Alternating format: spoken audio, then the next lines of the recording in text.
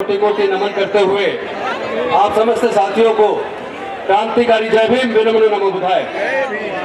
साथियों, आप सब देख रहे हैं आजकल भारत के कुछ बौद्ध भिक्षु अमेरिका के अंदर जो लोग आए हुए हैं उनसे मेरा अनुरोध है उनके ऑर्गेनाइजर से कि आपका 1 बजे तक का समय था, अब 1 घंटे में मात्र 10 मिनट रह गए हैं। तो यहाँ जो ऑर्गेनाइजर है और इनके जो नेता है उनसे मेरा अनुरोध है कि आप इसको वाइंड अप करने की तरफ चले और उसको खत्म करें, क्योंकि 1 बजे के बाद और प्रोग्राम भी है। साथियों का ध्यान दें, जो बौद्ध समाज के लोग आए हुए हैं उनका समय 1 बजे तक था, 1 घंटे में सिर्फ 10 मिनट रहे हैं। तो उनके ऑर्गेनाइजर से मेरा अनुरोध है आप इसको खत्म करने की तरफ चले, इसको 10 मिनट में खत्म कर दें आप।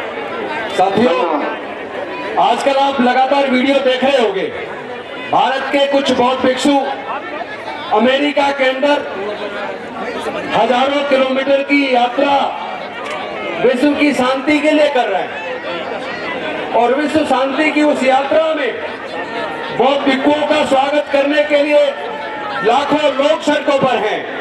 लेकिन दूसरी तरफ भारत के अंदर महाबोधि महावीर की मुक्ति के आंदोलन को रोकने के लिए केंद्र की सरकार अलग अलग तरह के हथकंडे अपना रही है।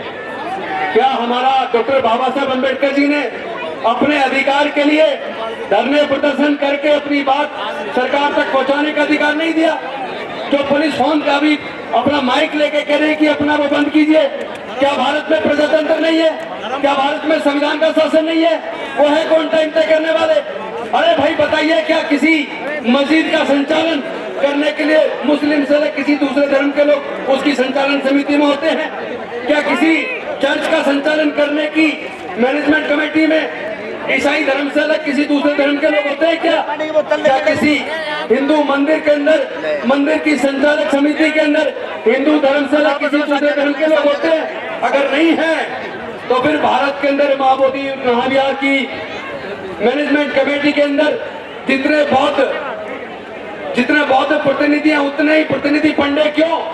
आखिर बीटी एक्ट 1949 जिस एक्ट को खत्म रद्द करके महाबोधि महावीर बौद्धों को सौंपने का आंदोलन लगातार अनागरिक धम्मपाल से शुरू हुआ और उसके बाद आप हंते सुरई ससाई जी के नेतृत्व में इसी जगह पर 1.5 साल तक प्रदर्शन चला और अब पिछले लगभग 2 साल से भारत के अलग अलग हिस्से में यहाँ तक कि महाबोधि महावीर पर बौद्ध गया के अंदर भी महीनों तक प्रदर्शन चला। और केवल प्रदर्शन ही नहीं, इस दमनकारी सरकार ने हमारे भंते जी पर झूठा मुकदमा बनाकर उनको जेल में डालने का काम किया।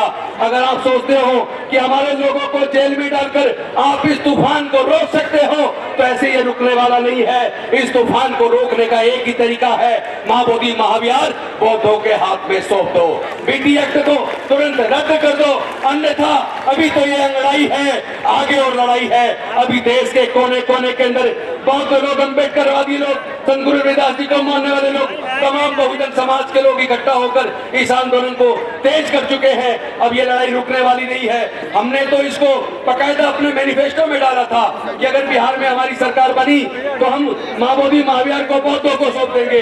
अनफॉर्चुनेटली धोखाधड़ी करके जिस तरह वहां बिहार में उन्होंने सरकार बनाई है, केंद्र के अंदर भी उन्होंने सरकार बनाई है, अगर वो सोचते हैं दमनकारी नीति से, पुलिस के बल से झूठा मुकदमा बना के महाबोधि महावीर के आंदोलन को फेल कर दोगे तो आप गलत फहमी के शिकार हो।